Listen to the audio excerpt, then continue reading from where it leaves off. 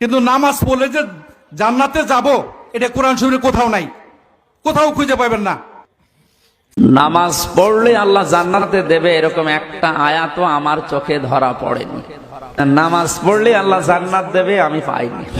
এমনকি নামাজ পড়লে জান্নাত পাওয়া যাবে 100 ভাগ, এটা হাদিসেও আছে। মিফতাহুল জান্নাতি সালাহ, যেটা এই হাদিসের সনদ মতন আমি খুঁজে পাইনি, এই সনদ মতন ঠিক নেই।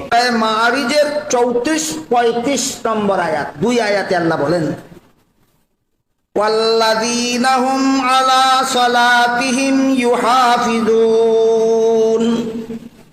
উলাইকা ফি জান্নাতিম মুকরামুন। যারা সযত্নে নামাজ আদায় করবে এরা জান্নাতে সম্মানিত হবে।